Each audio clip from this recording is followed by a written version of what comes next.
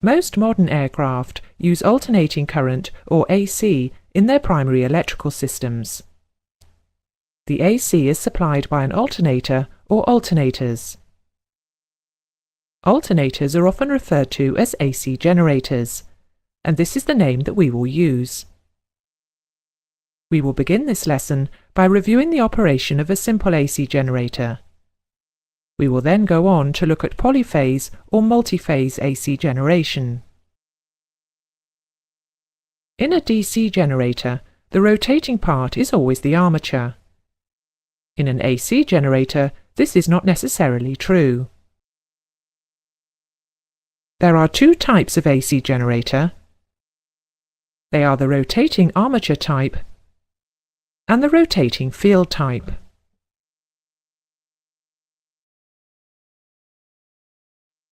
The rotating armature AC generator is similar in construction to a DC generator in that the armature rotates in a stationary magnetic field. As it does so, an EMF is induced into it, and this EMF, rather than being converted to DC, as it is in the commutator of a DC machine, is taken from the rotating assembly as AC through slip rings.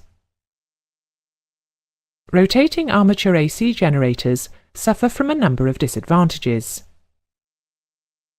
The rotating coils are heavy and centrifugal forces are high. Efficient insulation of the rotating coils is difficult. The resistance across the brushes to the slip rings is high. And the rotating armature coils are difficult to cool. For these reasons, the rotating armature is only used in very small output AC generators and is not generally used for supplying aircraft AC systems.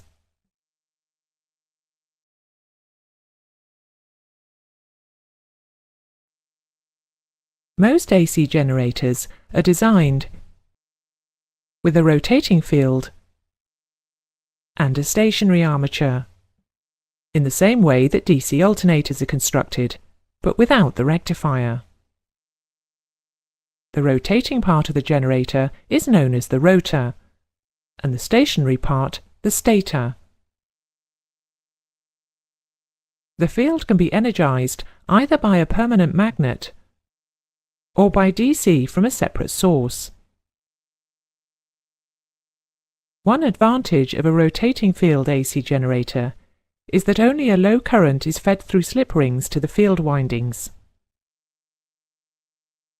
The output is taken from the stationary armature windings, which means that problems associated with arcing from the brush gear are greatly reduced. The stator windings or coils are directly opposite each other and are connected in series to supply the output. The rotor consists of two poles of opposite polarity.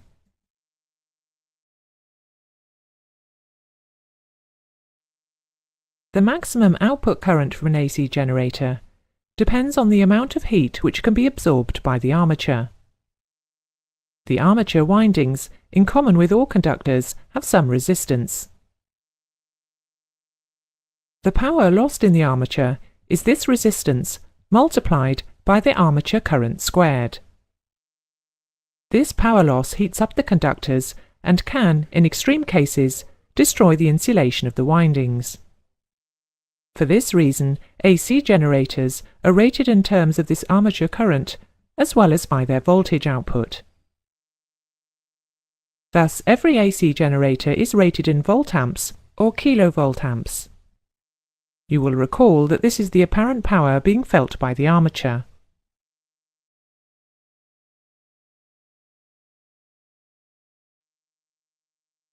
Polyphase or multiphase AC generators have two or more sets of single-phase armature windings, commonly known as phases, symmetrically spaced around the stator. The most common polyphase AC generator has three sets of armature windings. It is known as a three-phase generator and has become the standard AC generation system for aircraft. The phase windings are named A, B, and C. They are mechanically arranged to be at 120 degrees to each other, in the sequence A, B, C. The currents and voltages generated in this type of machine will have the same frequency, but be out of phase with each other by 120 degrees. It can be seen that A phase reaches a peak going positive 120 degrees before B phase reaches a peak going positive. B phase, in turn, peaks 120 degrees before C phase reaches a peak going positive. This gives the phase sequence ABC. The peak values of the voltages induced in the three single-phase windings of the three-phase alternator are therefore 120 degrees displaced from each other. The three phases are independent of each other. A system using three-phase generators has a number of advantages over a system using single-phase machines. Because the generators are effectively three single-phase generators on the same shaft, they have a greater power-to-weight ratio. Three-phase AC motors are very simple and efficient, and for reasons beyond the scope of this course, three-phase generators are easier to connect in parallel than single-phase devices.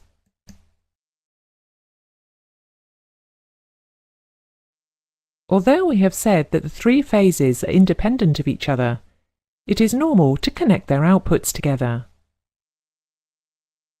The outputs can be connected by either the star or delta method.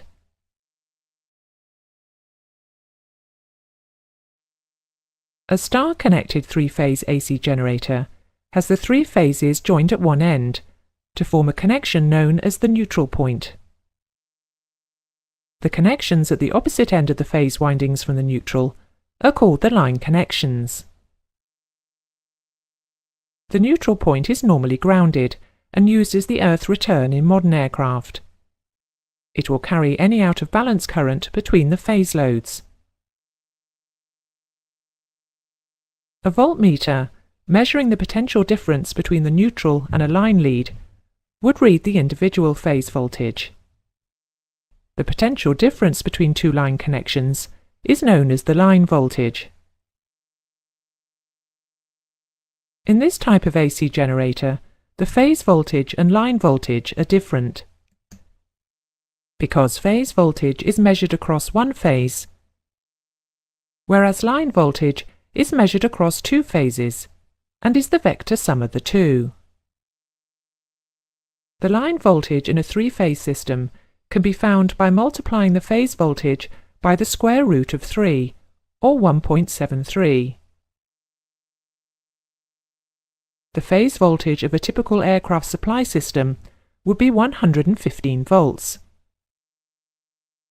So from the formula, we can work out that the line voltage is 115 multiplied by root 3,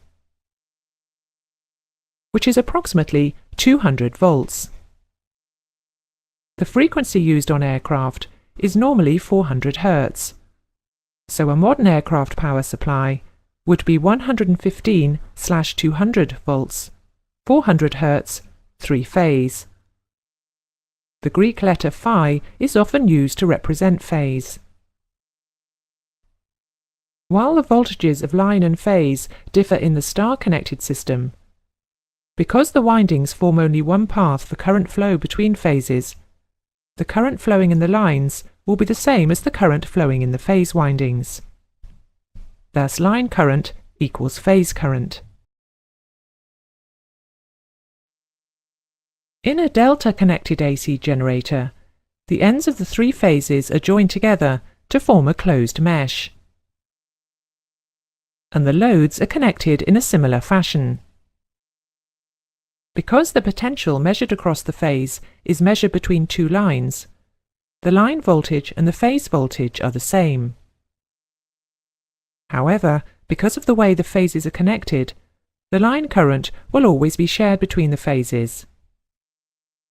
And in this case, the line current will be root 3 times the phase current. This type of connection is not normally used in aircraft electrical power systems, because it cannot cope with unbalanced loads, as there is no neutral point. However, it may be used for rotational speed sensing equipment, such as in engine RPM indicating systems.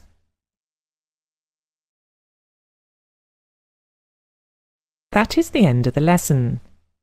Here are the main points that you should take from it. Most aircraft AC generators have their field windings on the rotor and their armature windings on the stator. AC generators are rated in voltamps or kilovoltamps. Aircraft AC generators are usually 115/200 volt, 400 Hz, three-phase star-connected machines. The three phases are separated by 120 degrees. In a star-connected generator, the line voltage is equal to √3 or 1.73 times the phase voltage. The line current is the same as the phase current. In a delta-connected machine, the line voltage is the phase voltage, but the line current is √3 times the phase current.